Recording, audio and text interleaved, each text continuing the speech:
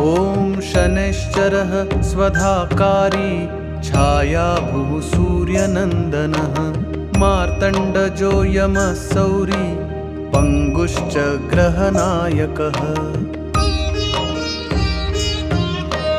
ब्रह्मण्यो क्रूरधर्मज्ञो नीलवर्णोऽञ्जनद्युतिः द्वादशैतानि नामानि त्रिसन्ध्यं यः पठेन्नरः तस्य पीडां न चैवाहं करिष्यामि न संशयः गोचरे जन्मलग्ने च वापस्वन्तर्दशासु च ॐ शनैश्चरः स्वधाकारी छायाभुः सूर्यनन्दनः